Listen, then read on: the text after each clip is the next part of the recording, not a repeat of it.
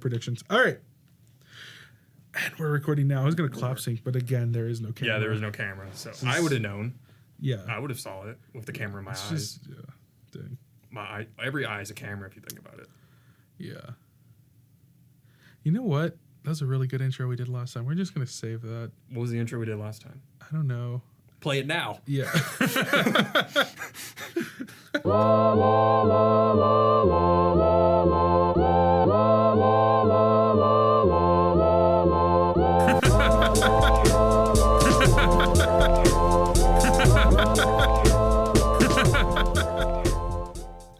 Oh, man. Say the title of the show, Rudy. Welcome back to the second episode of Road to E3 2023. The only website, domain registry that owns all the domains for Road to E3. I mean, would you call it a website? Doesn't it just link to the channel? The YouTube channel. You know, I was looking at the other day. We have one subscriber. We do. That's me. Is it you? Oh, God damn it. I thought it was someone else. Oh, man. No, we're terrible. We're the worst. I'm one of your hosts, Rudy. Just Rudy. I don't know if we're going by last names. I know internet, Jesse. yeah. Jesse said, who is the other co-host? I'm Jesse. Yeah. So like I was listening back to the last episode, and you were like, "I'm Jesse Hernandez. I'm here. Here's my major. Here's what I'm doing with my life. Here's Wait, did I say my that? accolades." No. Oh, okay. But you did say some extra information. Oh, okay. And I was like, "Dang!" I just said I'm Rudy, and I peaced out. That happened to me during the D&D show that we were doing, that UTD TV was doing. That's real. This was under wraps, but like I was the first one to go, and they were like going around like introducing themselves. They went to me and like, "Hi, I'm Rudy. I'm playing this character. Hi." And then the next person's like, "Oh, my name is this character. I'm doing this, and this is my major. I've been at UTD for 3 years. I've been doing." I was like, "Whoa, hey." We're just going to put all that out there. Yeah, okay. Totally. And then everybody kept adding more and more information to their intros. And I like to imagine like, that you're just sitting there the whole time, just like waiting. Yeah, I was super judgmental. It was funny. It was terrible. Oh, man. But yeah, that's been my life. Jesse, I smashed the table. You're not supposed to smash it when you have mics No, on. I was going to say, like, now there's like a waveform that's like spiking like crazy. There's some news we need to get into. There is news. That news doesn't involve video games. It involves your life. Oh, my life. Oh, okay. Jesse. I thought that was the news report. I haven't seen you in 2 weeks. I know. Last time I saw you in person was when we Here. recorded in this exact room. We've only seen each other during recording. That's sad. I'm sad. I know. I'm sad too. Yeah, we're sad. We're sad together, separate. But we're taking a class next semester.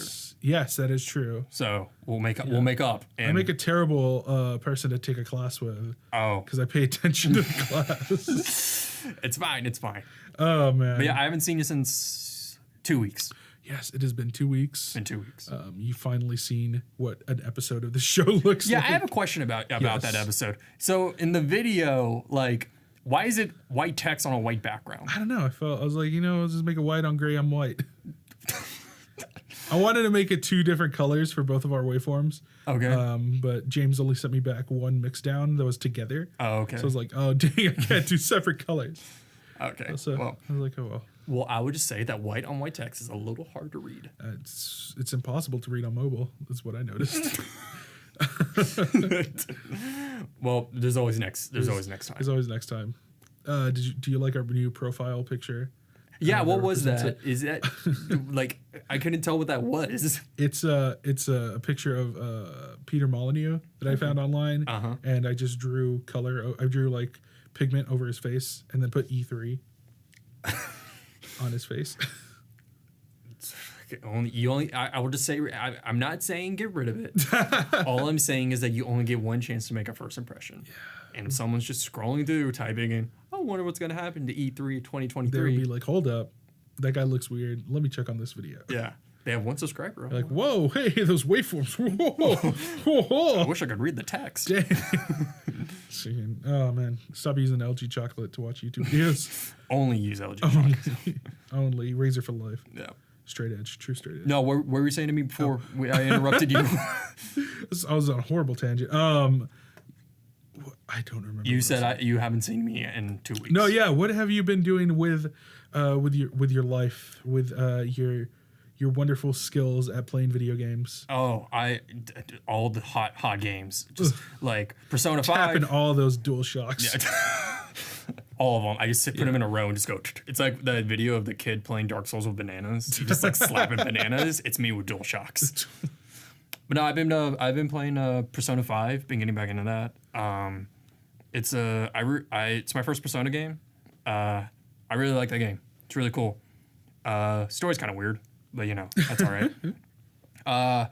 I'm 50 hours in and still getting tutorials, which is like kind of crazy to think about. What are you getting at tutorials? It'll be like, it's not like whole new systems. Occasionally it'll be, but it will be stuff like one of them was like in the game you have like party members, right? And they're your friends in like high school. Yeah. And so you can hang out with your friends and build relationships with them, and that boosts your confidant level with them.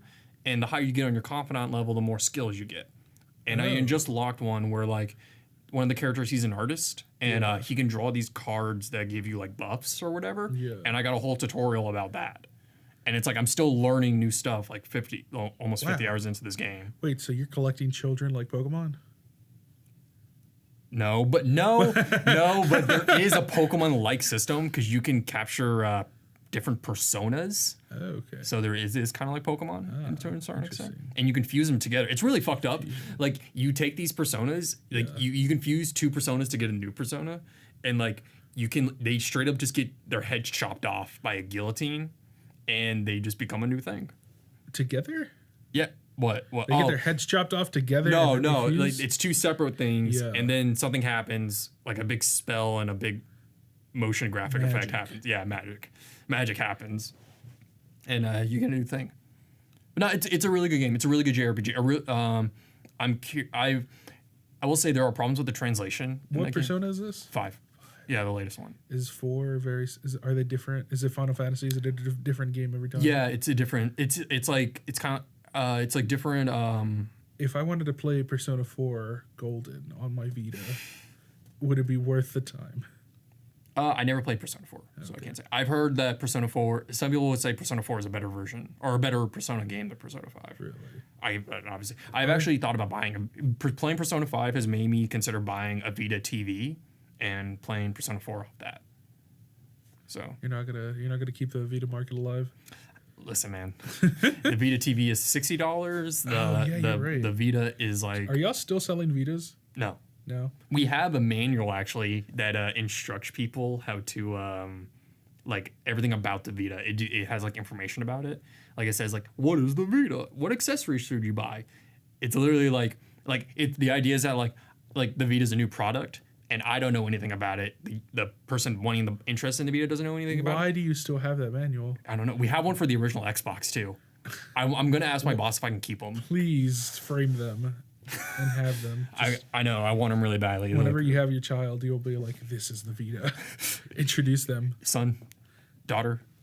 Vita you means hand life. them a Duke. They're just like, whoa. These were the hard times. But I've been playing that. Persona 5 is really good. I've been playing State of Decay too. State of Decay is a good game. Have you played it? I played a little bit of the first one. Okay. I didn't like the first one at all. So I signed up for a Game Pass, that 2-week trial to try it out because I was curious. And I'm actually really into it. Like, that game's like really, that game has a lot going. That game has so many systems in place because there's like procedurally generated missions. Yeah. There's procedurally generated NPCs that can also join like your community. That's cool. Like when you start the game. Have you turned people away? You literally talk to them and there's a button that just says exile. Have you exiled anyone? No, I haven't. But there's a new type of zombie called the blood plague zombie, and those can infect those are the type of zombies that can infect people and give them the zombie virus. So if someone's infected with the blood plague, you can either cure them by doing a bunch of stuff with medicine, or you can just straight up shoot them in the head. It's really dark. Can you exile them? You can exile them, yeah. But they could come back as a zombie and try to kill them. Can you exile them and then shoot them in the head as you walk off?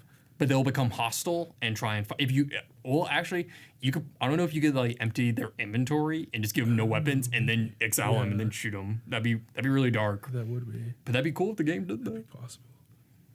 But like that game, like it's like a really nerdy video game because like there's resource management. There's like Well, we talked about it last week. All the games are turning into city management games.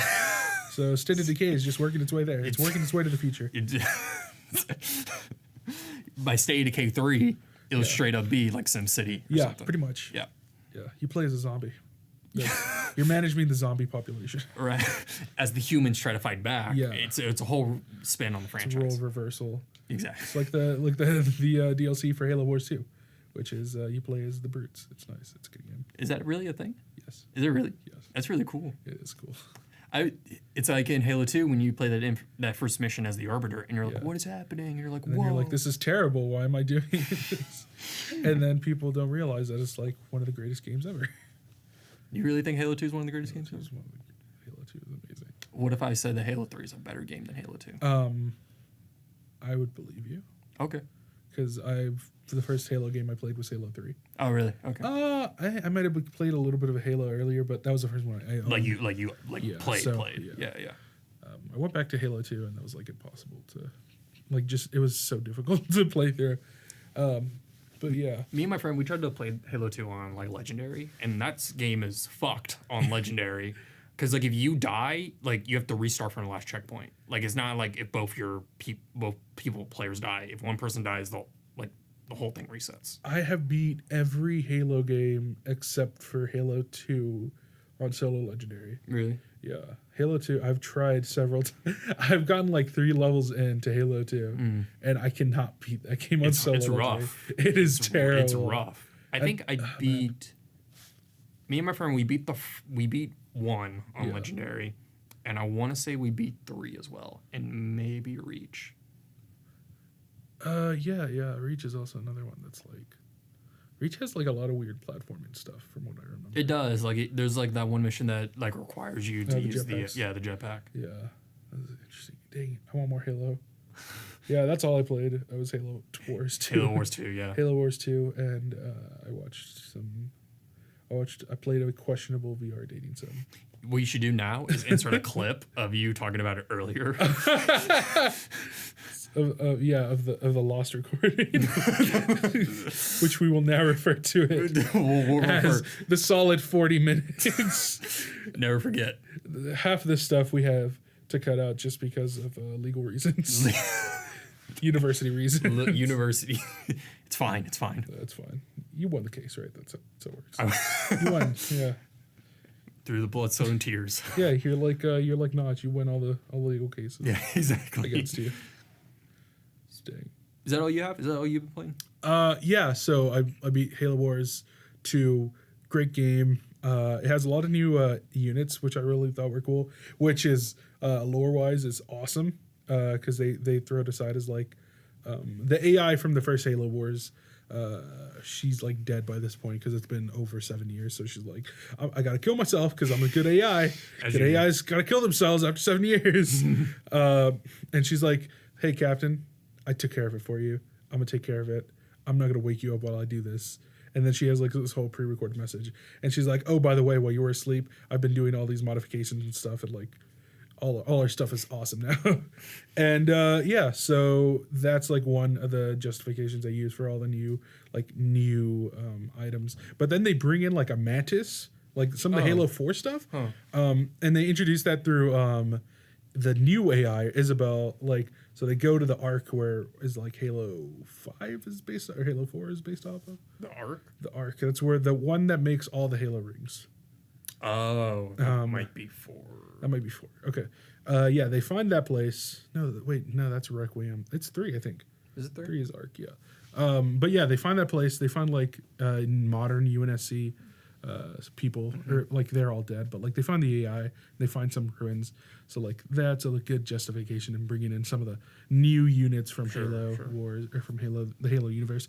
But they have you can get a Condor, which is what they call like a souped up pelican with like a Spartan laser the size of like a warthog strapped to it. It's pretty awesome. It's just awesome. It flies around and shoots things. So you said you never played like a lot of the original Halo Wars. Not really. There's a lot of the aspects of that game is like based on like how much you want to rush and how much you're like just the different styles of play. And they just turned that up all the way based off like how, because the multiplayer for Halo Wars was like popping all the time. It was like a lot of crazy multiplayer stuff would happen in that game. And they just like upped the tools for people to use like a whole bunch. Like they did a lot of mechanical changes that was crazy. And one of my favorite modifications to that was what they did to Captain Cutter, who was like the main guy. This is a ship captain guy that you see. He's all grizzled and whatever.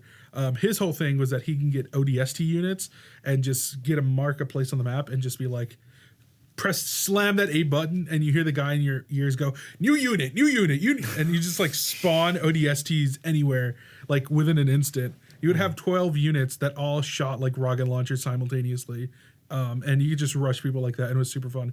Well, now they took that out, so like they limit. You can only call ODSTs once, and it's like 3 squads of them at one time. But then on top of that, like in the late game for that, you get to have 4 different like ODST drops of different types of things. So you can drop in like these Hulkbuster units. Okay, right. They look like Hulkbusters. But they were from the first Halo Wars game, but now they have arm cannons for some reason, and then they have an Evangelion. There's like a mech unit that looks like straight up Evangelion. It's just Titanfall. Yeah, it is Titanfall. But you can call all those units. It's true Titanfall fashion. You call in a squad of tanks. Hell yeah! And it's the best. It's just, I love that game so much. I'm playing through the what's it called? Like the Awakening DLC, I think. And they introduced the Flood. So I was just playing through that right now, and it's like the levels are designed for you to like lose in certain fashions, and to like they like have it set up so that all these events play off really well as they would like in an actual Halo game. Right, yeah. Which I think is like amazing for this game to do, that a lot of people don't give it enough credit to in what they do, is that they replicate actual Halo really well in an RTS format, and like the gameplay of Halo. They replicate the first person shooter in this freaking RTS game in such a way that it's like you can tell like it's not perfect, it's not great. You can tell they're trying to go for it, but it's still really fun to play through. Especially like because like they made that like Halo Wars 2 and the first one, like those were like on console and stuff, and to like make an RTS kind of work on like especially yeah. Do you ever play I think it came out this year, Into the Breach? Into the Breach. No, I saw a little bit of people playing that game. Yeah, it's made by the guys who did FTL. And I play a little bit of it, not a lot. The game like starts off like really simple. Yeah. Like, you're just moving units and, commanding stuff. It's like an RTS almost. Yeah. That game gets fucking hard like as it goes on. But yeah, that just reminded me of that. Yeah, I hear that it's terrible. I mean, it's great, but it's terrible in difficulty. Right, yeah. To play through it. Well, I mean, from the guys that made FTL, which is almost like an impossible game to play. Yeah. I've only gotten to the end of it like twice. What, FTL? Of FTL. Yeah. It's not great. Yeah, that's all I did. Yeah, they've already heard the 3 minutes of me going on about VR girls. We don't need to I also I played a little bit of this came out last year, Thimbleweed Park. You know what that is? Yes, that's a Vita game, right? No, that's a Switch game. That's a Switch game. Well, it was on PC and like Xbox and stuff. It's the point and click adventure game made by Rod Gilbert. Is that the name? Oh my god, I don't know that name. He worked on like Maniac Mansion and like really? Yeah, and like I think Day of the Tentacle too. Like a bunch of classic point and click adventure games. Okay, it's a point and click. I was thinking of something. Is that? That was the one that was kickstarted. And it was like it's like the FBI. It's like Twin Peaks almost, like kind of ish story. Is that like pixel art? Yeah. Okay. Yeah. I've been playing that. It's if you like point and click adventure games, you'll like it. If you don't like point and click games, you might hate this game. I grew up playing them. Yeah. It's really good. It's kind of corny, but also kind of funny at the same time. There's not really much to say about it. I'm still really early on in it. But does it ever have that problem of like regular point and click adventure games where like an objective that you need to do is so like not something that you would normally do that you like so abstract? Yeah. I haven't reached anything like that yet. That is always like the fear of those type of games, because there's one I don't remember what it was, but it was like you had to get into a club and you had to like make yourself disguise as a guy who like belongs to that club, and you had to like combine like cat hair and like glue or something to get a mustache on you, even though the guy in the ID did not have a mustache. Weird stuff like that.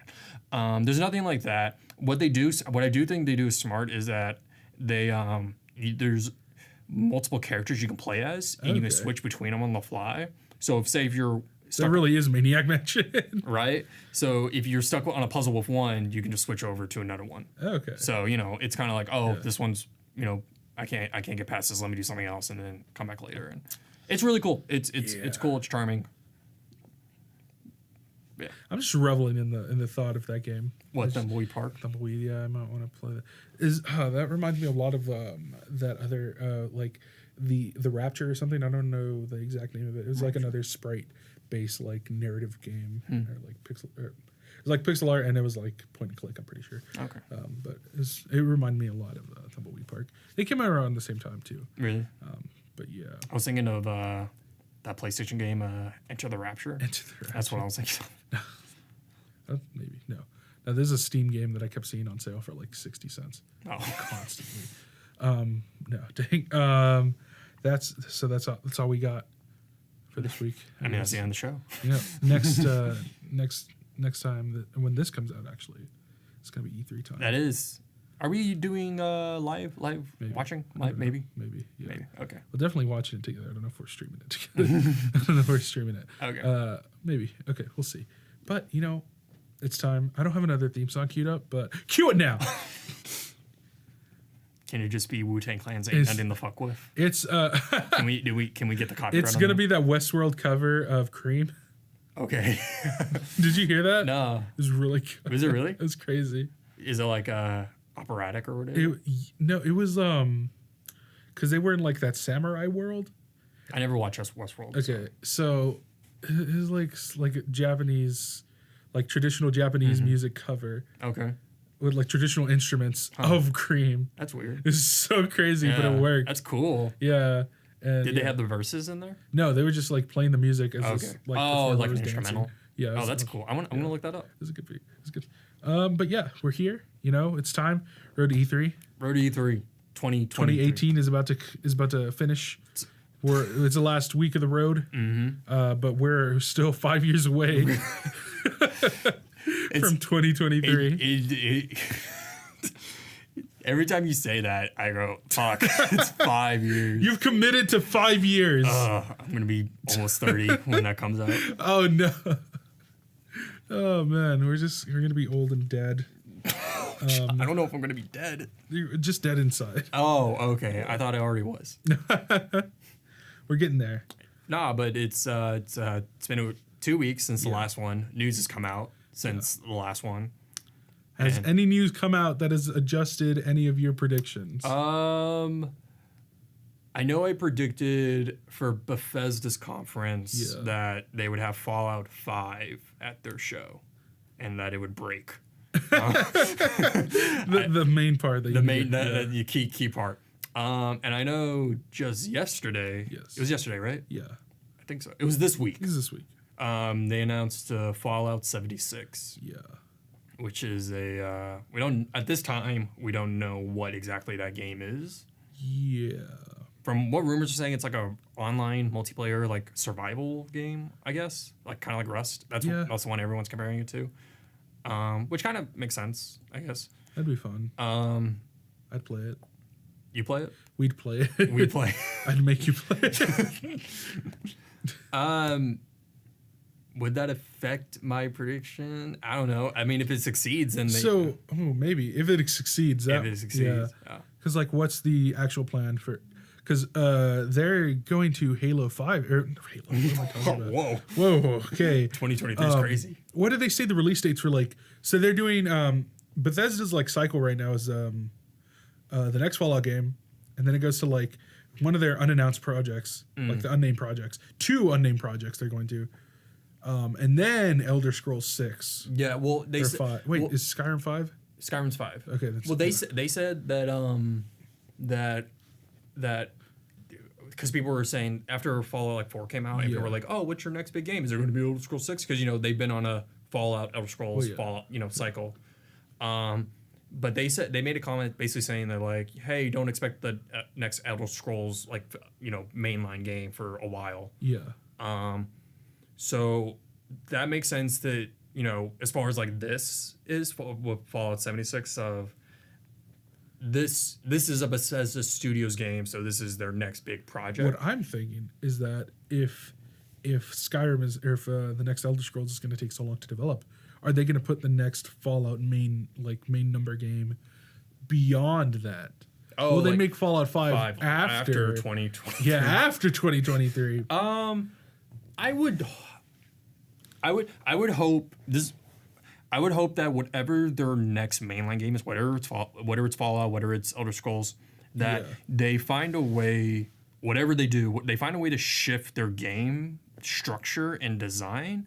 Because if you think about it, because I think Bethesda is a smart enough studio to know that despite Fallout 4 being a huge success, from a lot of people found it very disappointing and not exactly what they wanted out of the best shooting ever. Well, for a Fallout game. It's but it's still not on a level as say something like Call of Duty or Titanfall or whatever. That's true.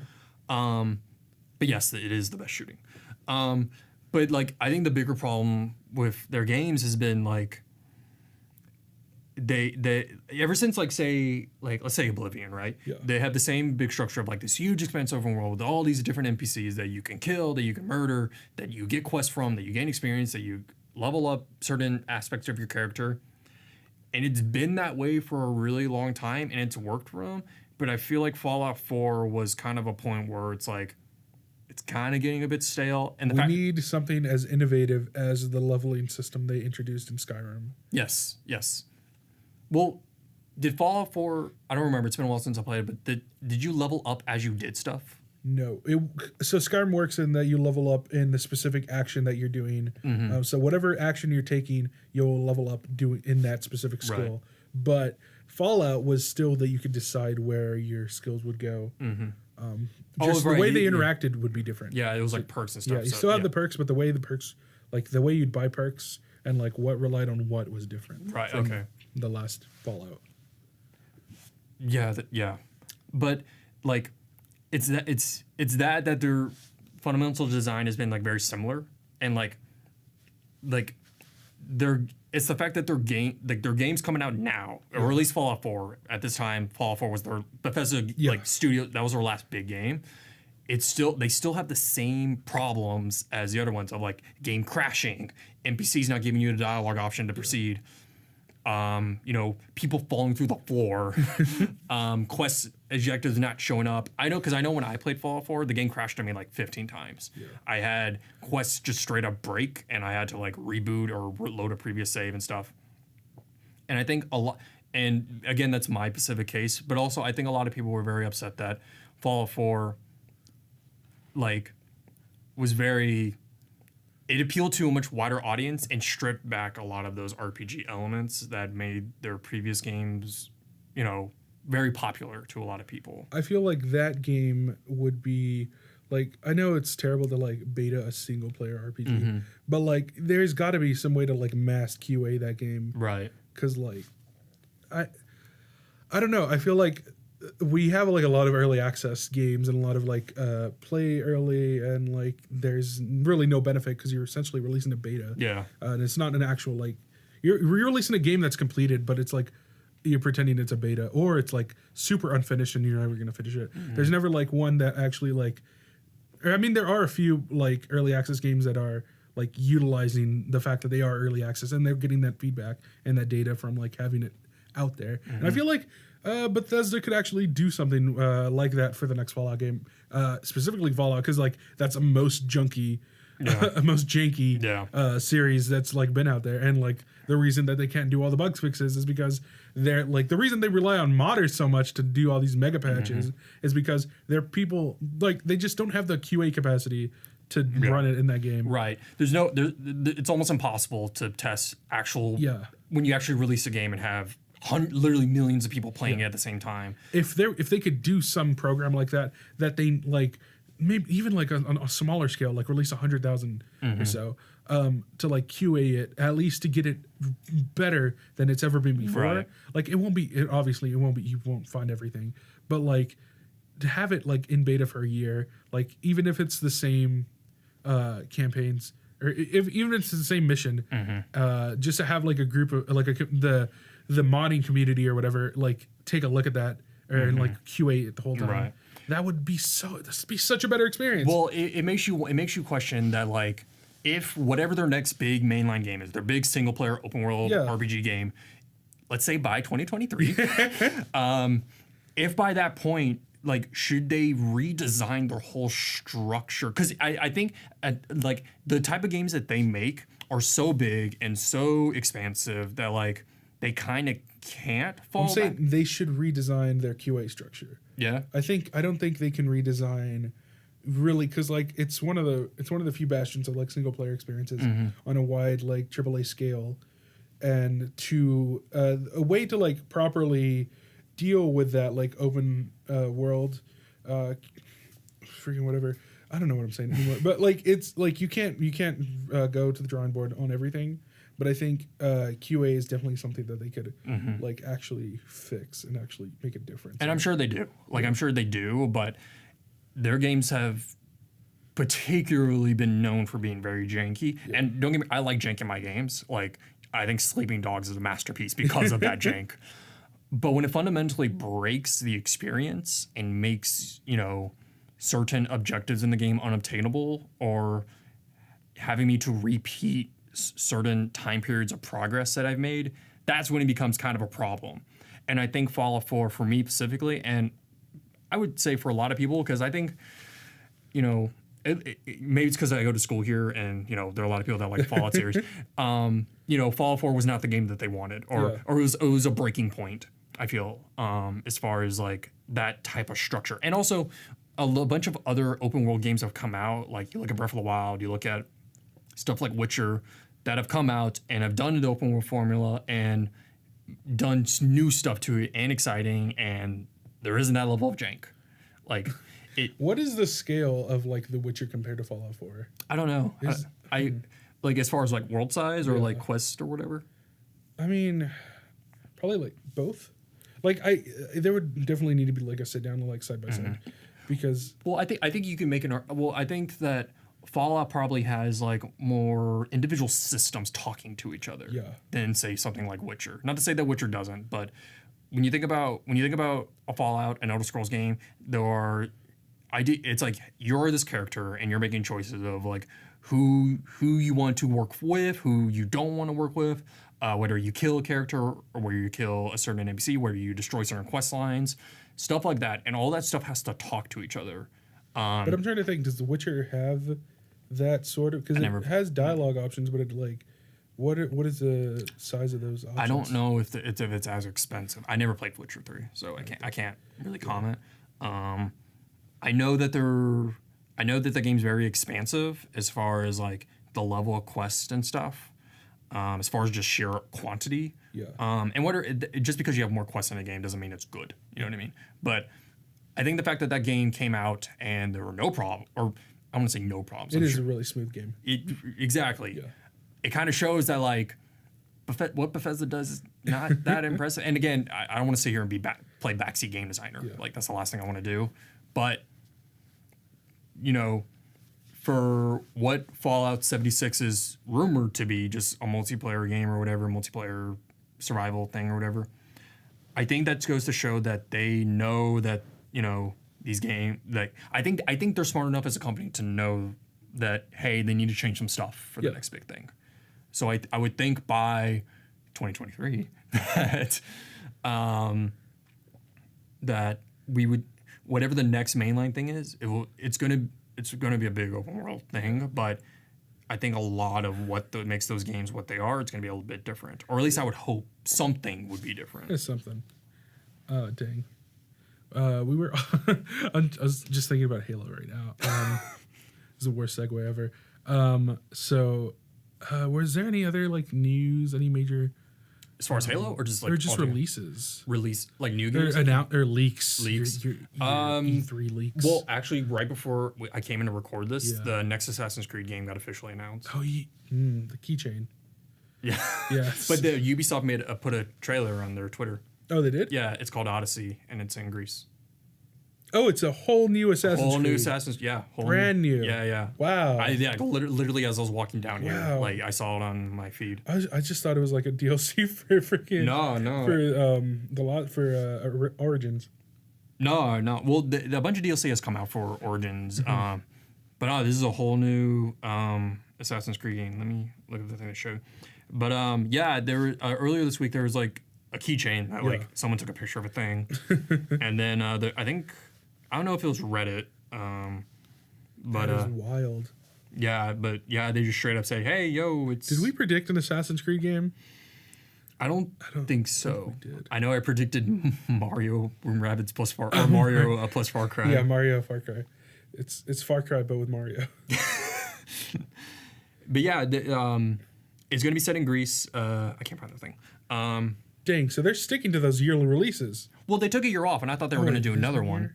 Well, because what I thought they were going to do was like they took the year off for Assassins, and then Watch Dogs 2 came out. And then Origins came out last year. So I thought this year was going to be a Watch Dogs 3. Yeah. There could totally still be a Watch Dogs 3. Watch Dogs 2 is good. I went back and played Watch I Dogs 2. did not like it. I finished it. Okay. Agree to disagree.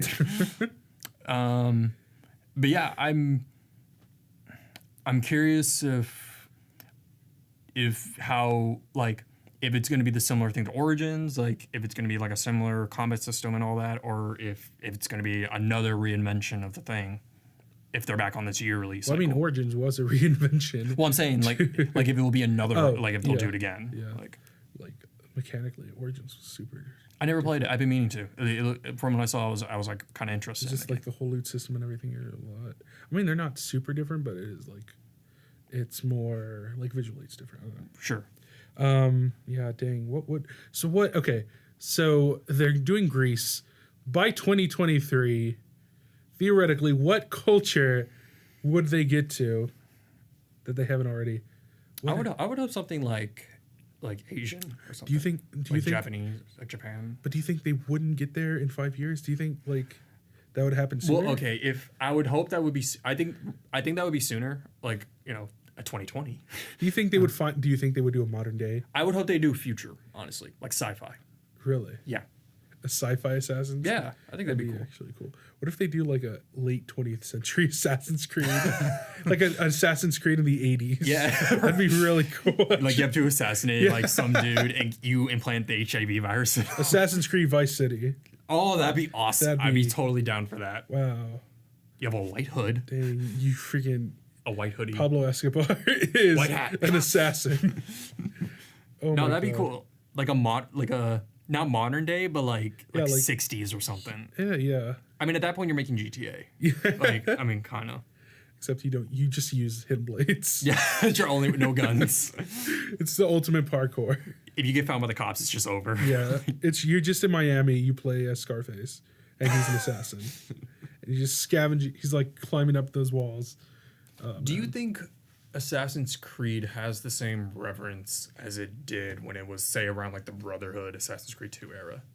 Dang, Brotherhood Assassin's Creed 2 era. Because that was when it was, I would say, argue it's biggest. Like around when, when like Ezio was like the main character. Yeah, that's probably its biggest. I would say that was like its height. Or, Yeah. Because popularity wise. Yeah. Or as far as like people giving a shit. Yeah, definitely. Like the Ezio trilogy was like. Do you because now not to say Assassin's Creed is still an insanely popular franchise. Yeah. But I just don't know if it has the same reverence as it once did because of how many games came out, how similar they were. A lot of people got messed up after 3 and after like Unity, so it's it's easy to see that.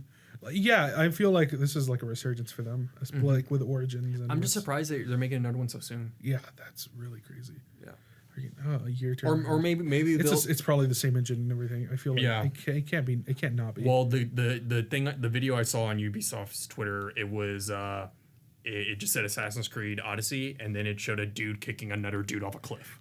So, like visually, it like I thought it was an expansion to Origins because like I thought it was the same game. So it's like it's probably same engine, probably like same. A lot of the same. well, you can see because like they took a year off, and I'd imagine that this game was probably in development around the same time as Origin. So you imagine that it's Ubisoft as well. Like they're gonna share some assets. It's probably not. That'd be yeah, no. Dang, what was I gonna go with? No, yeah. Origins is really good. Like the engine itself is like really good to like repurpose. I mean, it's already been repurposed in a whole bunch of different ways. In the ways that Ubisoft released, like the museum and stuff like that. Yeah. So it's like it's easy to see that it's like, I think that's a trend that's going with a lot of new, like studios, AAA studios now that are like getting these more modular engines to repurpose rather than like rebuild from scratch. So like 76, that's why everyone's harping on that. It looks so similar to 4. Right. It's probably same engine, but like it's still an amazing thing to work in. Yeah. Well, it's that, and it's also games are getting way more expensive to make. Yeah. And rather than create a whole new engine, well, because games are coming out faster than ever. Yeah. And you imagine as like, hey, we're these big studios, like, and people are, buying like one game and playing that one game. Let's just reuse these assets. And blah, blah, blah. Do you think Destiny will ever get another $1 billion to make a game? No, I don't think so. Did they got $1 billion, right? I don't know if it was $1 billion. They got like a ridiculous. I know it was a large amount. Okay, of money. No, it was like 200 million, right? It was something like crazy like million? that. Yeah, it wasn't $1 billion. Billion. I know that. Well, I don't hear people talking about Destiny as much as the first one when like the Taken King DLC was coming out. People that defended Destiny 1 to the death do not like Destiny 2. Really? Which is crazy to me.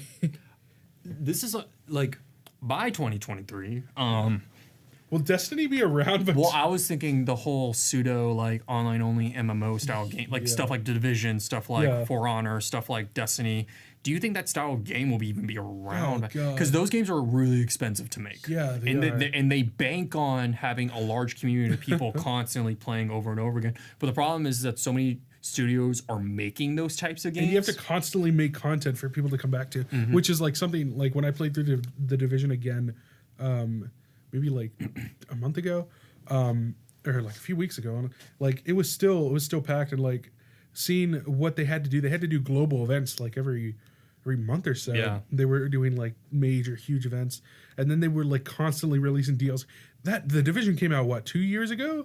2014, 2015. I think it was 2015. Yeah, they were still like doing add-ons and stuff with that game, which is still nuts to me. Well, you have to imagine that like when you have that style of game, not the Division was popular and like people were still playing it, obviously. Yeah.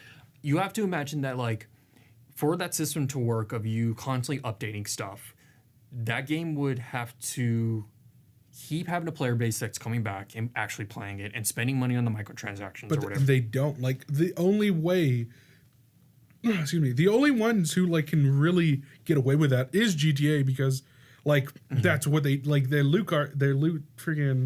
shark cards are just like bought by the dozen by children all the time, and it's like, and it's what other it's the fact what other game has that much monetization other than FIFA? Like I'm not joking. I'm just saying but like I think that's when you look at that style of game and you think about like how like you have, so when you look at the structure of those games, it's hey not online, pretty much online only. They won't say it, but it's you get a group, you have a squad, and you go around preferably online, and you do all these multiplayer events. You play it a couple times a week, blah blah blah blah. So many of those different types of games are coming out, and you're essentially splitting a player base. And it's kind of like when a new multiplayer map pack comes out for a video game, and you're causing people to like, everyone wants to play team deathmatch, so everyone's going to play whatever the popular one is. And you're having studios, keep spending assets and time on these types of games when no one's really playing them, when they could be working on something else. Yeah. And so in the case of something like Ubisoft in The Division, they're making The Division 2 now.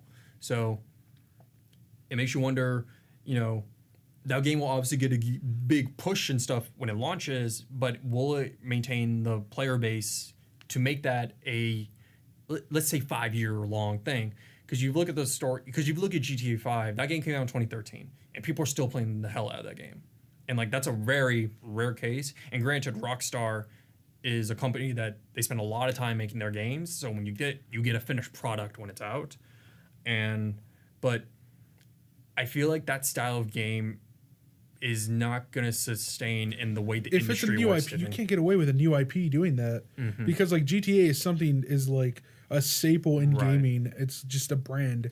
It's one of the strongest brands in video games, and to make The Division, to make Destiny, to make like all these games that like bank on the studio brand and not like the IP brand. It's like it's really hard to get away with that and to make money at the same time. So I don't know. I think they will either get away with that, they will go in a different direction into more of these like battle royale, into these short experience like online preferred games, or they will just do it by attrition. They will force that like style of play into the home just by constantly making new IPs and by making sequels to these already new IPs that just have the same mechanics, and they will just throw money at it until it works. Yeah. Well, yeah, you can see that, and that goes into the whole thing of like single player games dead or whatever, which they're not. Yeah. You know, you look at games like Horizon, you look at games like Zelda, like Horizon was a really good game. It's really good. Yeah. People still want single player games, but I know at work when I get asked about video games, people typically now it's Fortnite. Like kids, it's just kids coming in and asking about Fortnite, and I keep telling them, it's a free download. What are you doing? You got to sell them an internet card. Exactly. But it's people asking, hey, you got the game I can play with my friends. Yeah, do you have the game I can play with my friends? But now, like, I've noticed that we have a bunch of copy of Destinies that are $20. Destiny 2? Destiny 2 is $20. I got Destiny 2 for $12 on a Humble Bundle like a week ago or like a month ago or this month. But like DLC's been coming out for the game. I feel like I don't hear about it. Yeah. I feel like I see a news article come up on like Reddit or Twitter, and it's like, hey, the new Destiny. Here's our review of the Ashes of Murder. I may not love this project. I will love Destiny's next project or Bungie's next project. Well, it's the thing that it's like, you know, Bungie knows how to. I'm not saying Destiny's a bad game. Destiny, obviously something's there. I never played it, but you would want to see Bungie, you know, do cool.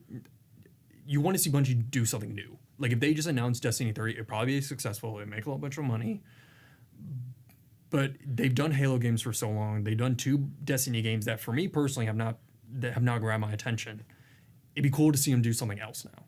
Well, it's like they left 343 because of the fact that they didn't want to fall into the traps of 343. That was like, like story first, narrative first. It's all about. They were all like, it's about the experience, it's about the gameplay, it's about the mechanics. No. And then they went off and then they did Destiny, and you remember hearing like the press screenings for Destiny about like everyone was like, it's about the story, it's about the personalized individual experience. And then they started like going away from that whole mechanics first thing, and I guess it shows in what they're doing, and they're either gonna come back to form, I guess, or they're gonna commit fully to this format they're doing. I don't know. They're working it out. Yeah. Well, that's all studios now with that formula of game, but now it's turning over to battle royale stuff. Yeah. You know, Call of Duty just had their, I think it was a week or two. They killed the single. Oh god, they killed the single player. Well, I think for Call of Duty I don't want to say it makes sense because I've actually enjoyed the Call of Duty single player, but all the multiplayer. There are stats out there where the people that play Call of Duty, they don't even touch the campaign, which is crazy for people like me and you, but they just want to play the deathmatch and stuff. Have they ever released a campaign DLC? I don't think so. Dang. It's not the closest thing has been like zombie DLC, but that's not, you know, story stuff. I guess we can only hope on the zombie thing, which they're hyping. But zombies is dumb. I'll put that on the record. The zombie mode in Call of Duty, I'm not a fan. You don't like zombies mode? Oh, dang. I used to play it a lot, like when World War II came out and stuff, or World at War, excuse me. But I just think it gets boring at a certain point. It's because it's endless.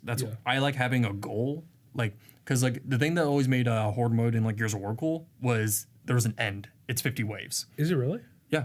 It's 50 waves and you win. But in zombies, it's just you keep going until you die. Does Firefight have an ending? I think that's endless. Okay. Wait, I don't know. I didn't play much of Firefight. But with Battle Royale stuff, you can see by 2023 that like the Battle Royale stuff, that's like the first big innovation in multiplayer shooters since like Modern Warfare 4, like kind of changed everything. Yeah. How, we looked at multiplayer shooters. Well, I mean, I think Titanfall did a lot to the format. How so? Just the maneuverability and like. That stuff. Just yeah. Well, I'm that's more of a mechanics thing. I'm talking straight up like format. Like format, like the fact that Call of Duty had like a progression system for each gun. Yeah. And each you had changed a class. multiplayer. Yeah, exactly. Yes. And with Battle Royale, it's literally changing the format of like you are fighting against a swarm of other players, ideally 1-on-1, sometimes squads. You're fighting items and stuff, and you're fighting to be the last one standing. Like that's not necessarily new, but like it with Battlegrounds last year, it became like the thing. It's in the home. Yeah, and now Call of Duty is doing it with whatever their mode is going to be. And Call of Duty is the modern day Nintendo. What? It's you get to ask any mother to get their kid. Like I want a Call of Duty. That is a good point. So if there's any brand that's going to do that, Call of Duty can get away with that. Do you think that Call of Duty putting a battle royale mode in their game is going to further popularize that mode, or has stuff like Fortnite already done that? I think if they do, if it's well done, then they will. Like they'll get the recognition that they need for it. Mm-hmm. Like Call of Duty will once again like be the top spot in the home. Okay. Because they need that, and the only way they can do that is by doing forcing their way into the minds of the Minecraft kids. Okay. So the same people that turned into the Fortnite kids, who used to be the Call of Duty kids, they need to like get back into that home by just mimicking whatever the latest trend is, but with the same brand and the same sensibilities, the same nostalgia that they have. Put that all together, zap it at these kids, and then they're going to be buying billions of copies or whatever. Yeah.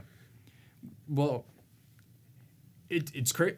The thing is that like I could see that not happening, but also that wouldn't surprise me because if you would have told me the same thing about like Fortnite like 6 months ago, I wouldn't believe you. Yeah.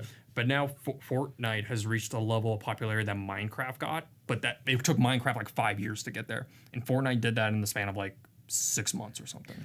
Yeah, yeah. So it makes you want, and it also like Fortnite is a free to play game. Like you can just play it. You don't have to do any of the microtransaction stuff. It makes you wonder, like. Well, I think a thing that we're not considering about Fortnite and about like the trends is how connected we are now compared to even 5 years ago, even 4 years ago, is much more insane. Like everything is Twitch streamed. Everything is it's so much easier to stream now. It's so much easier to like make content now that like everyone is there's a trend. Trends are a lot easier to make because it's a lot easier to make content for those trends. Well, you see video games now getting popular just because a popular streamer or YouTuber played it. Exactly. Like that's the story of Five Nights at Freddy's. Yeah. Like that's an old game at this point. Yeah. But when people like Markiplier and PewDiePie were playing the game, like you got like Ninja now who popularized Fortnite. Yeah, totally. Yeah, it's like when Drake played it, is one of the. It changed everything. So it's almost like video games now are starting to become like viral videos almost, where it's like and almost like the internet just picks you. You know what I mean? It's like a look of the hat. Like, and I think that's the runaway story of Fortnite, where it's like Twitch streamers were playing it because for a while it was like the cool underground thing. They call them the taste creators or what? Influencers. Yeah, influencers. Yeah, they're true influencers. You need to be influencers. Listen, by 2021. By 2021, jeez. You're optimistic.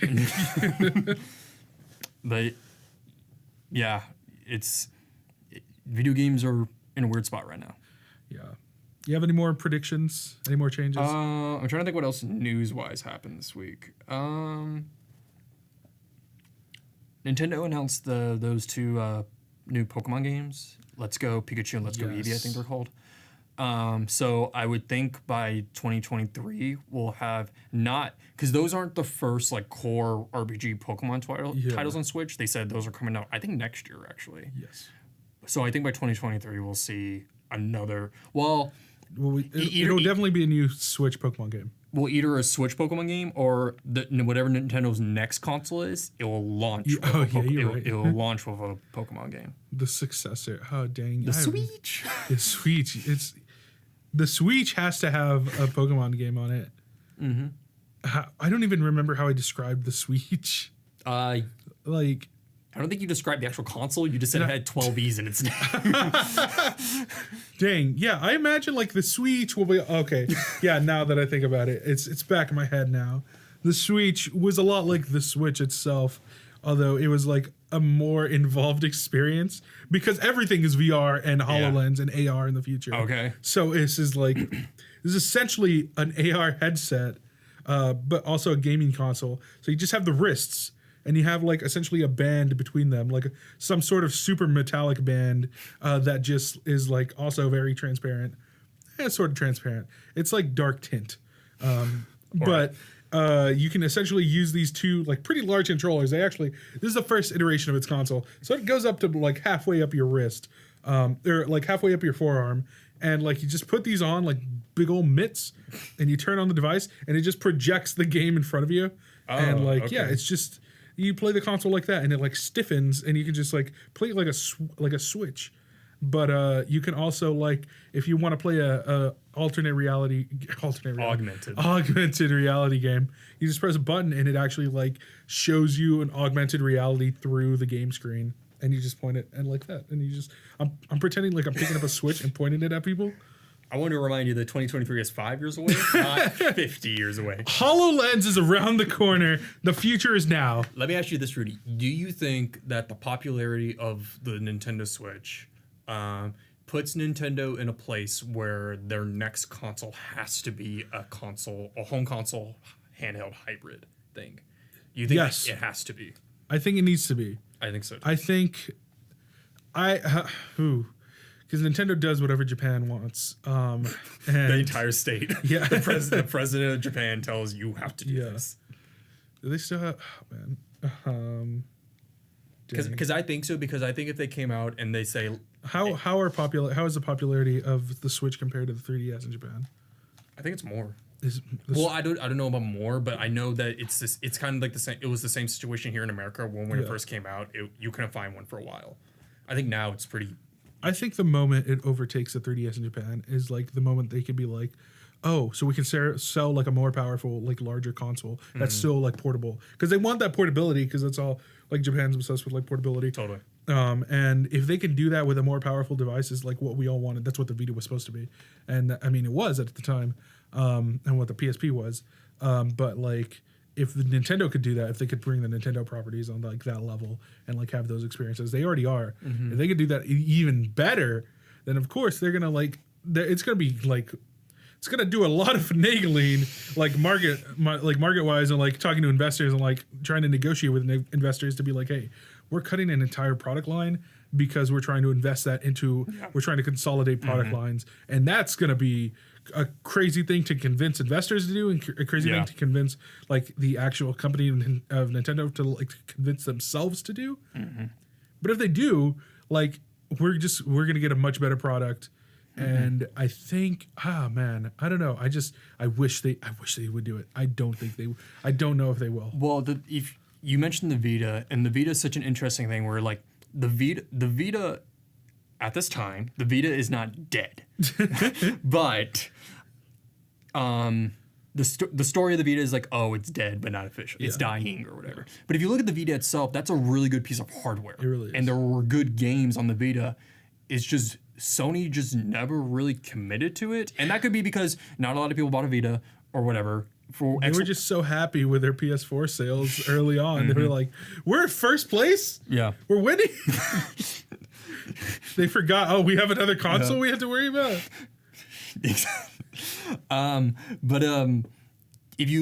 if you look at Nintendo, they're in a situation where I don't think even they expected the popularity of the Switch to be what it was. So that's why they had so many like 3DS games coming out. That's why we got a new Metroid game on 3DS. They pushed 3DS hard in those last days. And like they did that because they couldn't bank on the Switch because the Wii U did not do so well. So they were like, we can't commit to that. So we got to have this backup plan. Now we know the Switch is a success. They can make good games. They're making great games for it.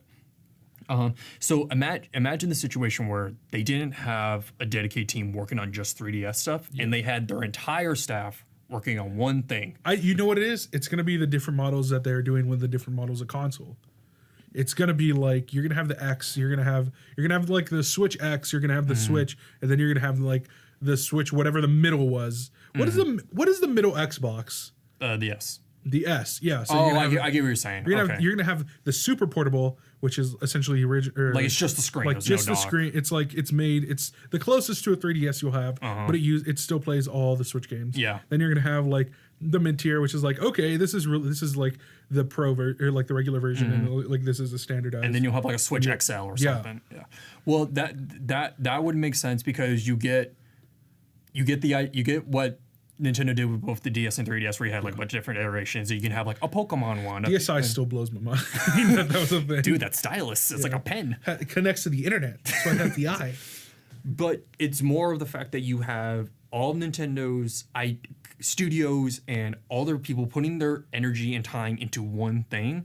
So you just have one Nintendo property. You don't have parents being like, should I get my kid a 3DS? No, get him a Nintendo. Yeah, get him just the Nintendo. You walk in the store and say, I want the Nintendo. And like, that's a really smart thing to do, like, I think. Yeah, that'd be pretty great. I mean, they're already saying like, give me the Xbox, and they're like, which one of the Xbox? Do you have that problem? How does that go? It's a nightmare. It's more of, hey, I want to get my son an Xbox, and so I take him over. So we only sell the S and the One X right now. Okay. I walk over to the thing and I go, all right, do you want the S or the? I don't say S anymore because that actually confuses people more than an X. So I just say, do you want the normal Xbox One or do you want the Xbox One X? And it's mostly, what's the difference? And I say, can output stuff in 4K, and then they say, what is 4K? And then I have to go in through that whole spiel. Yeah. Most people, I've sold more Xbox One S's than Xbox One X's. Yeah. Wow. I will say when it first came out, it was sold out for about 2 weeks, and then after that, it was pretty. Do you remember when they sold the Xbox Arcade or the Xbox 360 Arcade? Oh, it came with like Pac-Man Championship Edition. It was a light version of the Xbox that came with even less gigs. It was like 4 gigs. It was like super small. It came with like Peggle and like some another downloadable game. Yeah, you could play like so little on it, but they sold so many of them. Yeah, well that was like when Microsoft was like on top of the world. Yeah, and so, when you think about the Xbox 360, right? Like the Xbox as a brand is a very American console. Yeah. Because like you don't see a lot of. I said that right now with so much reverence for some reason. Like it is Microsoft. But they were on top of the world because they already had the big push from like stuff like Halo and stuff, like putting them on the scene of the gaming scene. Because if you think about when the first Xbox came out, like everyone was like, Microsoft's kind of muscling their way into the game industry, just putting like money behind this thing. That DirectX. But when the 360 came out, and that was around the same time when Sony was doing the weird shit with the PlayStation 3. So Xbox had a big jump to do whatever they wanted. And when they launched, they had hardcore stuff. Like they had stuff like Gears of War and Halo coming out. But they also had family stuff like Viva Pinata. They had stuff like a lot of rare stuff, actually, if you really think about it. Oh, dang. Yeah, you're right. But so they also got like a casual family idea behind the Xbox brand. And that's something you don't see now with the Xbox One. It's like too modern. Mm-hmm. It's like IKEA modern. Well, Xbox One is still recovering from the whole shit show that was when the thing launched. It's just like when you play an Xbox, or play an Xbox One, now it feels like, oh, this is like the console for the like Manhattan 23-year-old with just like its UI and it's just designed overall. Well, it's just an ugly layout. Well, you keep in mind that the Xbox One, when it first was coming out, was designed to be like replace like your cable DVR thing. Like you're supposed to watch TV. So you imagine that the engineers that made it a certain architecture to where it had to function a certain way. And so when they backpedaled on that. Do they still have pass-throughs? does the Xbox One, can you still connect it to a DVR or to a? If you have a launch one, I think you can. You can't do that anymore? No, you can if you have a launch one. But if you have an S or a 1X, I don't think that's even in there. They don't have that?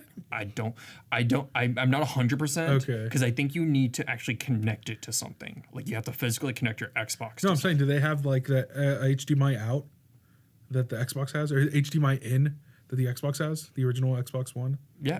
Well, it has to be able to plug into your TV. Yeah. But there's there's a separate, a second one. Yeah. Oh, like two separate. Yeah. I don't know. I would have to look. Do you have the original Xbox One? I have an original. Yeah. So there's we have one here somewhere. I don't know. We have one in the office still, but yeah, it has like the HDMI, the out to go to the TV, but it has the in that you can put in from the cable box Okay. to like play it through. Oh, I get what you're saying. Yeah. Like Does it have that in on the new console? I don't think on the new. I don't think on the new ones. I think on the new. Crazy. Yeah, because like Can you plug in a Connect to the new ones? if you have If I own one, if you own the adapter, I don't own it. Oh my god. if you have a launch one, it has that built in. But if you have an S or I don't even know if the X. I'd imagine an X as well. But for an X or an S, you need the Connect adapter. I want them to bring that back. Bring like the Sony Move.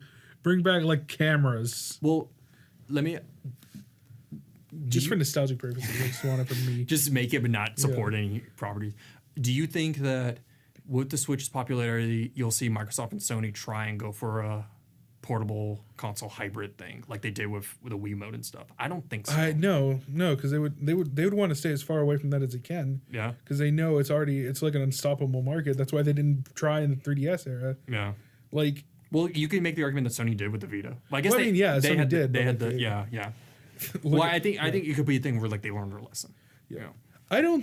I think what Microsoft is going to do is that they're going to push more on PC. Yeah. They're going hard PC, hard like they're going to try to push more, like their hardware division is going to try to push more Surfaces. They're going to try to push more like above iPad level like tablet devices that are going to be like able to run Windows 10 and able to run console games on those devices, like not through Smart Glass, but like through the Windows 10 store and through like Play Anywhere or whatever. I think that's with like their game in the mobile market, but like they're never going to directly come out and like try to do a handheld. Well, there are two news stories I saw. I don't know if it was in the last 2 weeks, but I know Smart Glass is actually getting can't shut down. Is it really? Yeah, like I saw Major Nelson made a tweet about it. That's terrible. And I saw that Sunset Overdrive. Do you remember that game? Yes. That game's actually getting ported to PC. So you can see this at this coming E3 at their press conference. They make an announcement that hey, every Microsoft exclusive or Xbox One exclusive title is now Xbox Play. I mean, what? That's a handful of games, right? I know exactly, but you can see them doing that, so they get good faith on their diehard Xbox One fans. So when they eventually move over to an all PC thing, because I think realistically Microsoft has about one more home console left in them, and then after that they're just going to be start straight up selling. But the new PC. has to come out. I forgot about the Xbox new. It's HoloLens. All right, so is a Xbox future. One will be on the scene for another 5 years. Oh my god. But no, I think Microsoft has about one more console, and then after that, they're just going to be selling like easy to make PCs that will be able to run their games. Because I think Microsoft Studios will still be making. So they're going to start making like Steam boxes. Essentially, yeah. Wait, who makes Steam boxes now? I think anyone can Anyone makes Steam boxes. Yeah, because there's like 100 different designs. Yeah. The question is where that is successful, because Microsoft has the money to do that. They do. But it's the thing of pricing. Like to have a good PC, They have that, and they have the market space to do that. They have the market space to do that. They know how to make computers.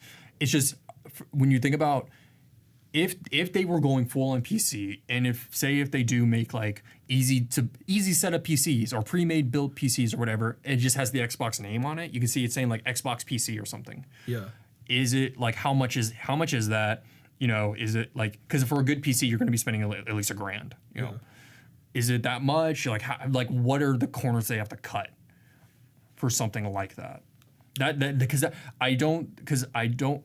The way Microsoft is going as far as games go, and like so much little output, and also when you look at the services they're offering with Xbox Play Anywhere and Xbox Game Pass, they're not so much focused this generation, at least, on making like big first party games the way Sony is with stuff like Horizon and Detroit or whatever. Like Xbox this generation are establishing a bunch of different services to have like a foundation to like bench press off for whatever their next big thing is. Yeah, they're definitely getting like the foundations for that taken care of, which is something. I mean, I don't think Sony could ever really get into that market at all. I don't think so. Cool. Well, Sony's doing fine. Yeah, you know, they're doing fine at the home console. They don't need to worry about it. Like they can make a PlayStation 5 like and for now.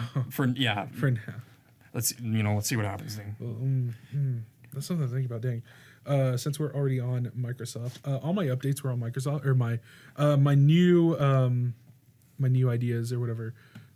Some new updates for the world of 2023 were Microsoft. I do have updates actually. Let me read through the updates. Can I ask you first. a quick question? Yes. What are the update on the Reavers? On the Reavers? Oh, they're still they're there. We'll talk about the walls in a little bit. Because I didn't really process it to me after we finished that episode. They're like, wait, like Santa Monica's gone? No, yeah, a lot of people are dead.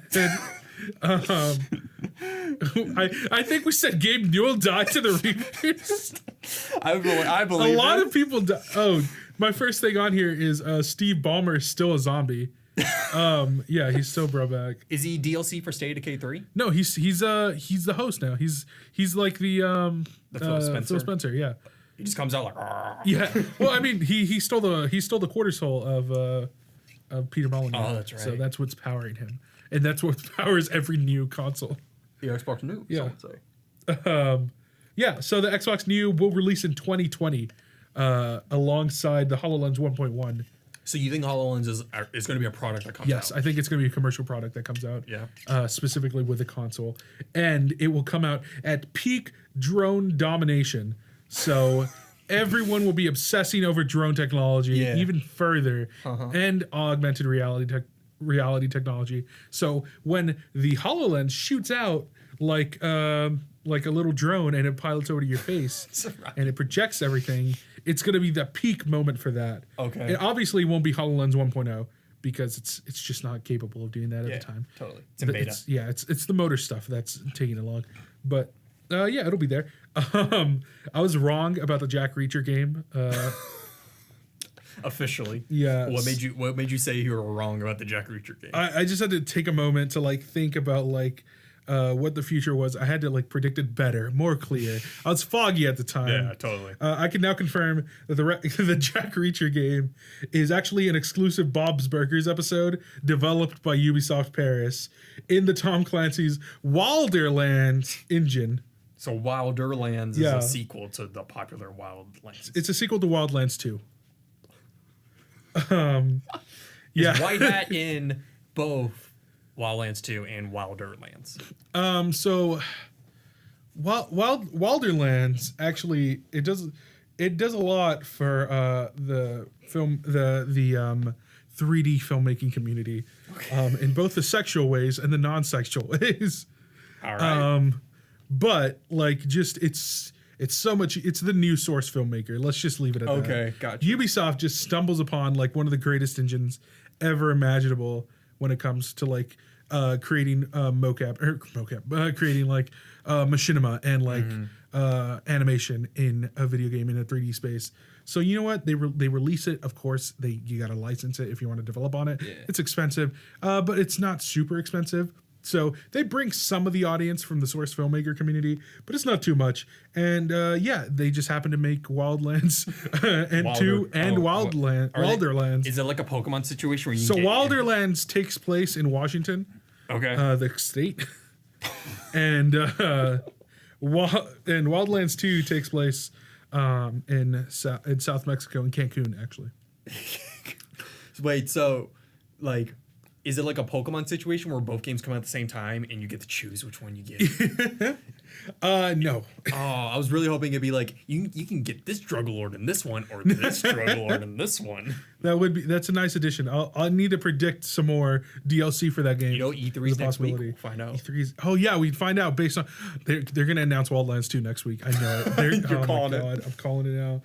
The last update, Halo RESPECT has been pushed back to fall 2024 due to a wall breach near their Richmond office.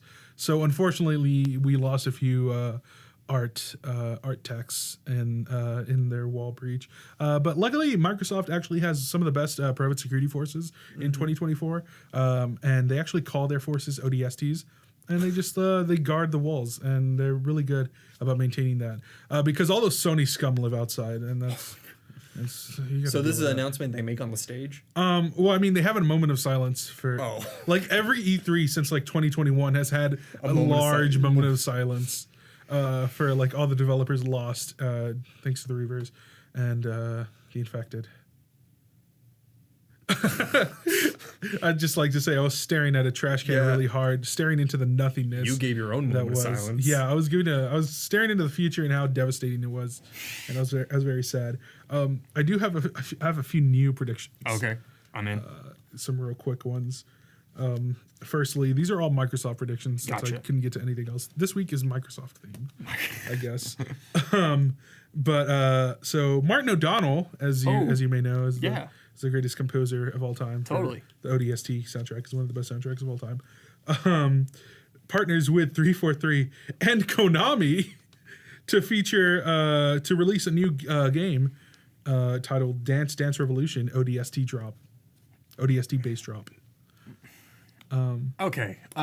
So obviously, you know, the cross between different IPs and different companies is just so much more ubiquitous in the future. Everyone is just getting together. They're making content because like a third of humanity is dead. So it's like, it's a lot to take in. So did they decide to make this DDR game because of the success of the Halo arcade game that's coming out? Yes, of course. Okay. So, obviously they brought out warthogs. You play as like a warthog gunner in the game that's coming out in like 2018. So by 2021, they will actually be releasing full warthogs with actual machine guns on them to fight the Reavers.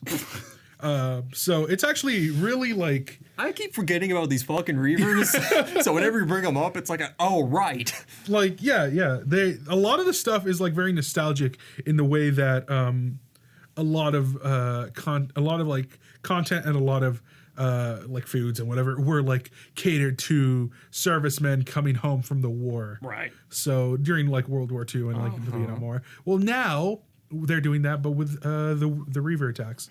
And they just want to return to form and just like pay homage to all the joyous times that they had listening to the Halo soundtrack that would play in every warthog. Wait. So you're DDRing to Halo music? Yes. I like the Halo music a lot. Yeah. It's not exactly the type of music you would DDR to. I beg to differ. I'm pulling it up right now. Oh, he grabbed his phone more viciously than I ever seen anyone grab a cell phone before. This is what I listen to a majority of my day. The reason... Oh my... Where is it? I just listened to it. What is the best Halo soundtrack? What game has the best Halo soundtrack? The best Halo soundtrack. I like 3. Yeah. No, it's ODST. What? It's their Overture is one of the best songs I've ever heard in my life. All right. And here it is.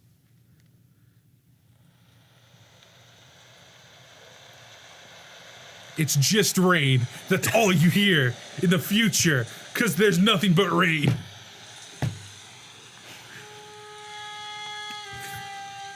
Oh, yeah, up, left, right, left, push down. I have to imagine that you're doing this and you just let out a single tear. Yeah. Fucking getting the high score. It's about hitting the heartstrings and the nostalgia. And the whole time this is going, you're dancing. If you keep doing good, you hear a voice that goes, keep going. You're dodging the attacks. In dance form. It's still going. So does it have the guy who has like Slayer, like going like, keep going. Yeah, high 100%. Score. Yeah. It's voiced by that guy who surprisingly is like a general now. What? Just on his voice. The voice actor became a general. Like in the army? In the Microsoft's like private ODST army. Oh, I didn't know that. He's super inspiring. It's crazy. It's a story for another day. We also have a new game. The UN presents Hunt the Truth with Idris Elba, and then I crossed out Idris Elba and wrote Mike Coulter because I got confused with those two actors. And and E43 Whoa. 343 a HoloLens experience. So it's called Hunt the Truth, presented by the UN, with Mike Coulter. Is it like a interactive like museum thing? So you know how we talked about the remnants, about the last moments of Rockstar. Was it Rockstar? It was Rockstar Or was it Sony Santa Monica? No, it was Rockstar North. It was Rockstar North. The most grimmest thing I've ever heard you talk about. Yes, I remember that. So this is actually a documentary HoloLens series that comes from discovering the things like the last moments of Rockstar North and like what are happening to these game studios that were on the outskirts. Did CD Projekt Red actually launch that nuclear missile? Like a lot of stuff is happening. That's a whole other. Wait, It's like. Let's go back to that. Like they go and they contact these different studios because like obviously the lack of like internet capability like reduced heavily. The lack of internet access reduced heavily after the war, and like a lot of people were without power, without food, with a lot of things. And like in the restoration times, in the solid like 2 years after the initial 6-month invasion, there was just like a period of hey. There were a lot of people who used to make games before they had to murder people, murder aliens for a living. And like, what are happening to these developers and like, where are they now? So obviously they gave Mike Coulter the actual formula to become a Spartan 4. And they gave him a Spartan suit because like, that's real now. They had to make that during the alien invasion. So they were like, you know what? It'll make great TV. And Hulu was like, obviously like, hey, we want it. And then Netflix was like, you ain't got our money. And Netflix bought the series for that. So now Netflix releases HoloLens experiences, of course, only on Windows 10 Store. But this series goes with Mike Coulter going to different studios. He has a gun with him. Several guns, in case. But he's going through these like really decrepit spaces, and then some really like normal spaces, even though he's like acting like they're decrepit. So like he's maybe going to like a war zone and like oh, I gotta find out where these people are and where these developers are. And then he's like in the mall, going to like I was gonna say Target. Target's not in the mall. Going to like a J.C. Penney's because they'll survive for some reason. Just the J.C. Just the J.C. Penney. They eat Sears. But yeah, he'll be there, full armor, full gun in hand, be like, hey, I'm looking for this dev. I'm looking for Phil Fish. And Phil Fish is obviously larger beard than normal, and just very sad and very, you can see the life that he absorbed from other human beings is now taken out again. And he's just even more dead inside, folding T-shirts and putting them up. And Mike is like, hey, you used to be a game developer, right? And he was like, what? And it's a very eye-opening moment in what world events cause artists. And like, yes, you in the back. I rose my hand for the audio listeners. You said last week that you announced Refez. Was Refez not made by Phil Fish? He sold the license. Shit. I didn't know. What? Listen, the days after the war, we'll get into that in a later time. But a lot of artists had to make a lot of sacrifices. And some artists just would rather be alive. You know, a lot of the companies are very cutthroat when it comes to times of need. Clearly. And Microsoft was one of the most cutthroat. I know. Is Phil Fish still, or was Phil Spencer? Bill Gates knew what was happening. He was picking up what those aliens were putting down, and he already had his private army ready beforehand. Wait, what? So when these attacks started happening, of course, a lot of these people are crying for help. They're crying for this. They're crying for that. Bill Gates, in all his infinite wisdom, said, "Hey, Steve Ballmer, who was still alive at the time originally." He's like, hey, I'm gonna let you take care of this. And then Steve was like, hey, Phil, I'm gonna let you take care of this. And Phil, in all his infinite wisdom, was like, okay, we got about 500 soldiers that will do whatever we want and could go anywhere in the world. What are we gonna do during these alien invasions? we're going to hit up some devs for their license and IP rights in order for their lives. So obviously, when people outside of the walls were not ready for the attacks, this is actually before the walls were developed. I'm getting confused in the truth. So it's hard to keep together because like the future is just an onslaught of terrible things and great things simultaneously mixed together.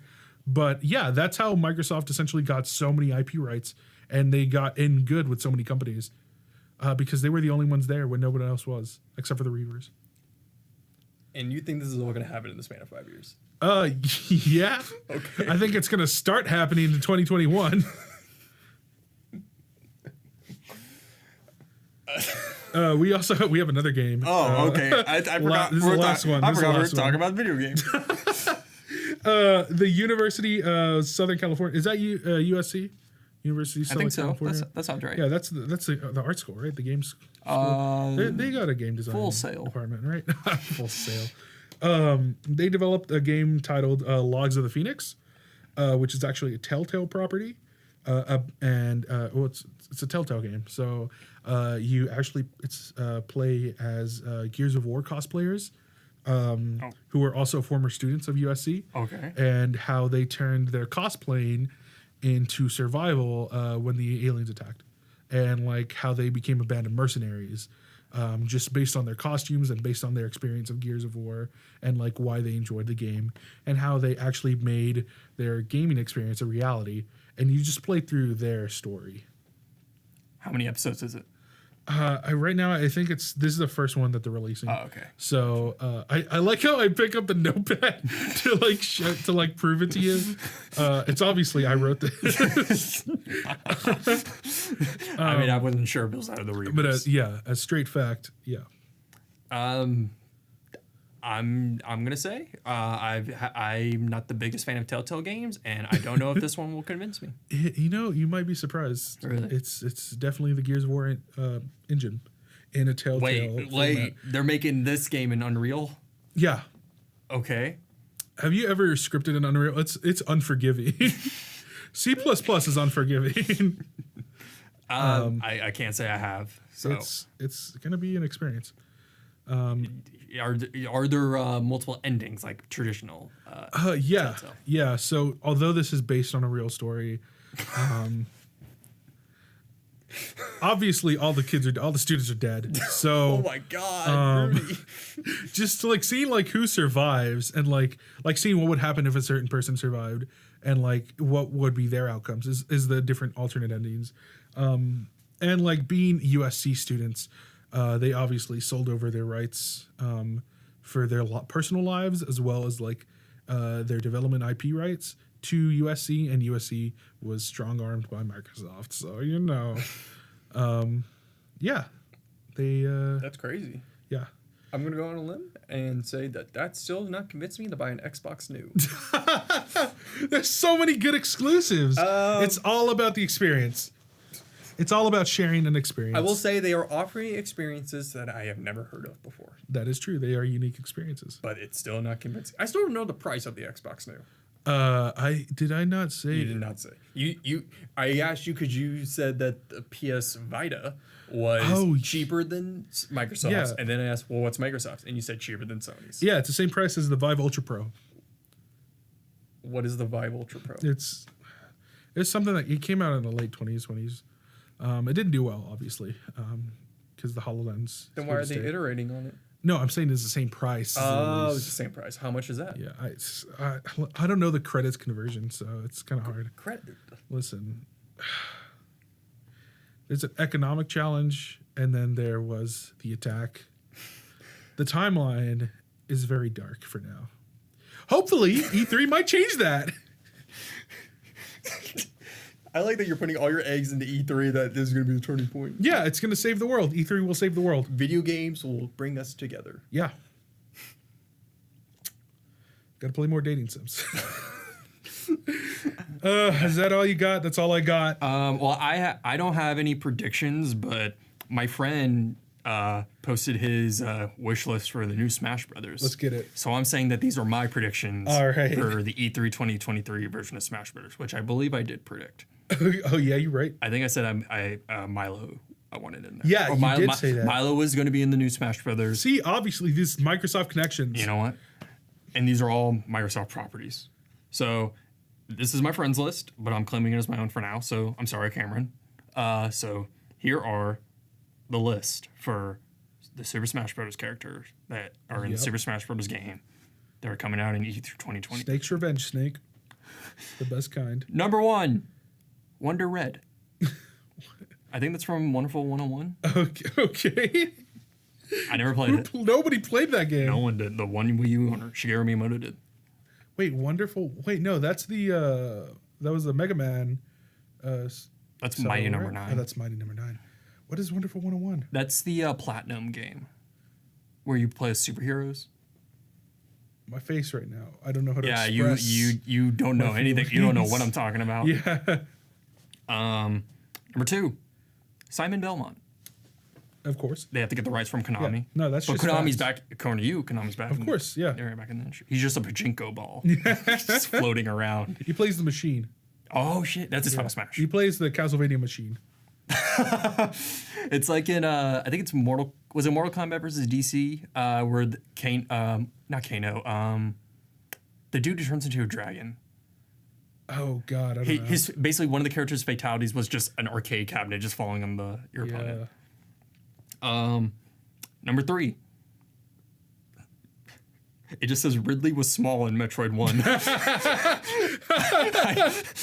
I read that as Ridley from Metroid 1, but I don't think Ridley is in Metroid 1. Oh my God, that's good. Number 4, General Belzerzor from the Byzantine Empire.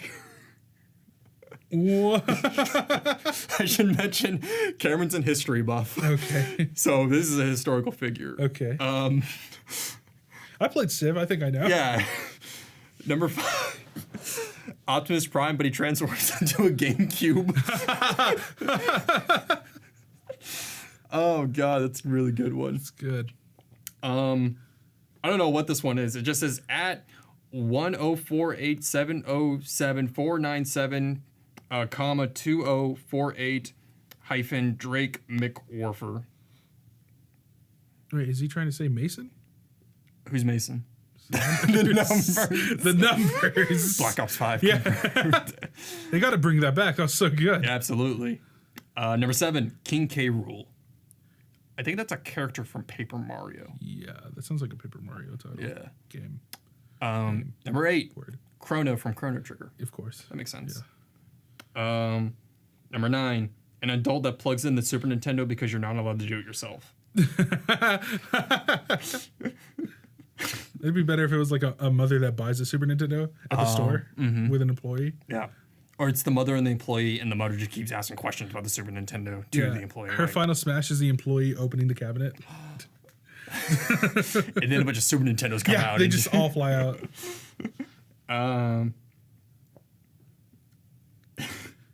Number 10, some nerd who thinks third parties shouldn't be in Smash. So I guess it's just a person? Just a person. Is that a me?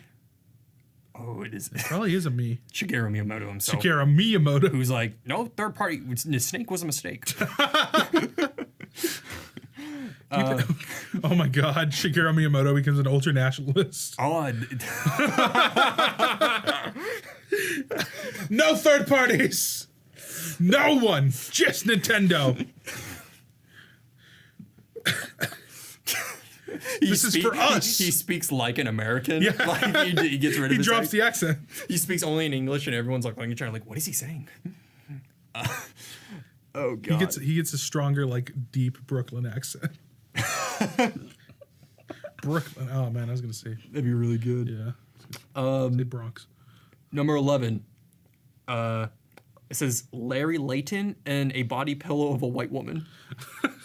So I think Lady Layton and the body pillow are like two together. I guess. And like he like swings it around. Yeah, of course. Do you think he's inside the body pillow? Oh, it's like in Smash Brothers the like punching bag with the eyes. It's like that. That's scary. And he like hops around. Oh my God. It's like in Limbo when you're in the spider web. Yeah. And you like have to like hop around for a bit. It's like that. The worst. Number 12, A racist on the internet who isn't brave enough to say he's racist. Again, that's the me. it's Miyamoto. Oh my god. No, that's alternate reality Miyamoto. That's not real Miyamoto. Mm-hmm. HoloLens. We got the good version of Miyamoto. We're in Could you imagine the alternate reality Miyamoto? Oh god. Is he evil? He runs Microsoft. My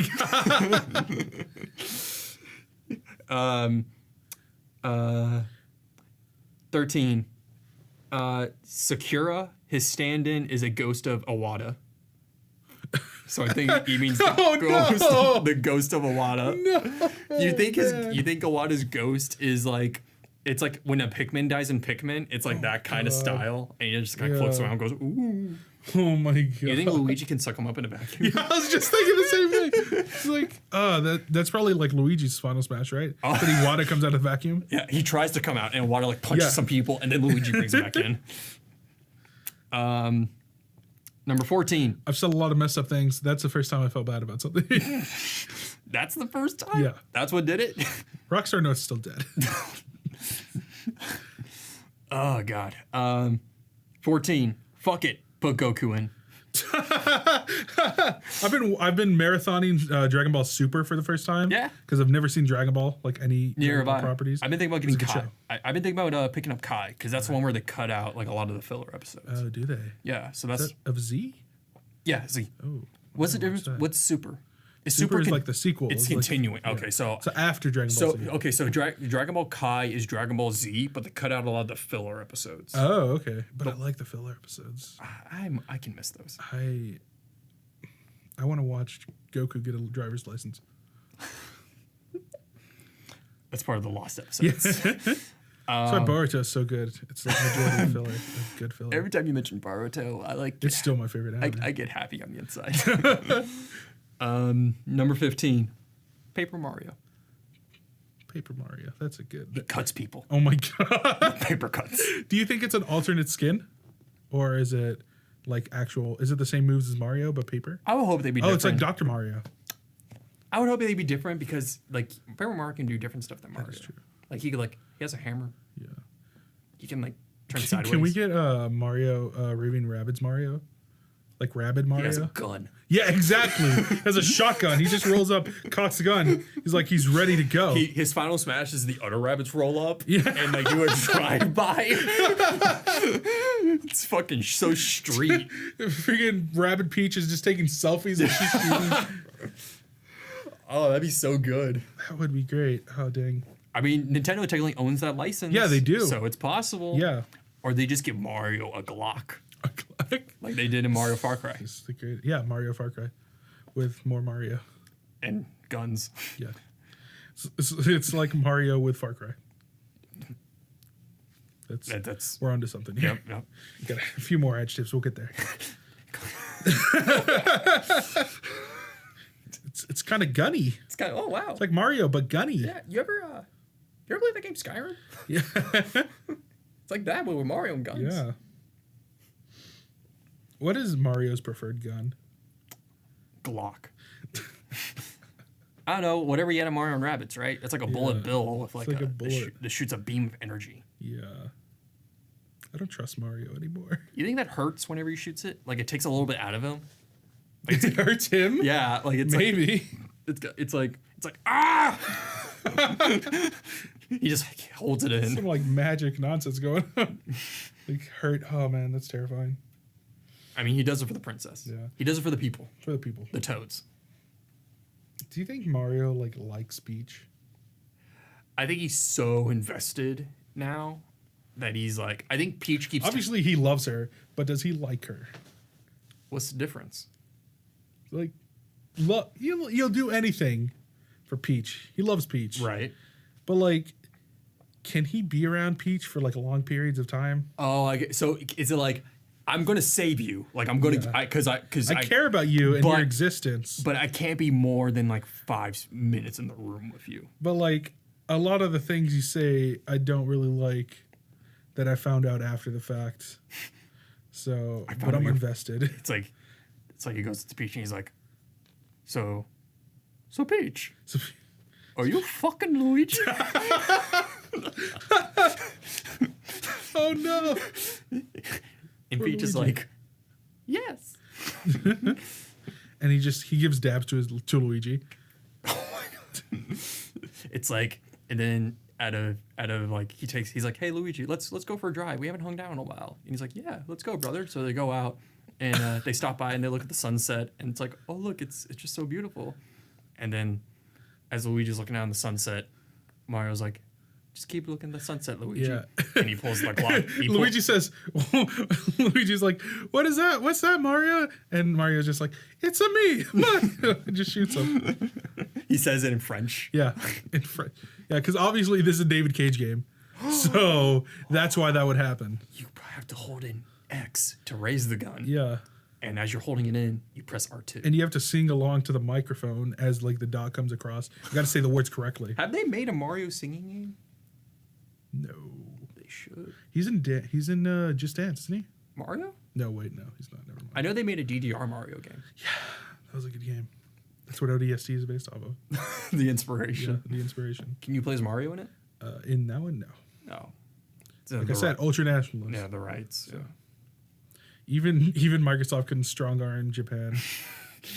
They tried. Yeah, they definitely tried. They tried. Once you stop the reavers, oh my god. I mean, they saw that they were working with Ubisoft, so they were like, "Hey, maybe we can." And they were like, "No, we like the French."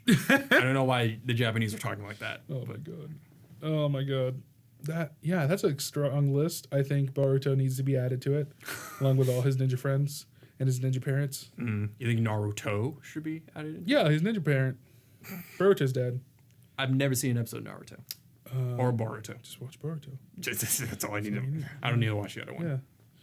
Yeah. You only need to watch the Boruto movie and then watch the series. The best... Listen here. The best fight scene for a Naruto My God. is in the Boruto Gaiden movie. It's better than any Kaguya fight scene. Don't at me. At RudeDog97. We'll see you next week on E3. My name's Jesse. Oh god, that took a lot out of me. You can follow me at. I'm scared. I don't know. He's like Ellen. I'm bleeding. You can follow me at JesseHW_ on Twitter. This has been another installment, another nearly 2-hour installment. Dude, we're so bad at this. Road to E3 2023, 5 years out. Let's see what it looks like. E3 coming up. Check it out right now. It's still not out.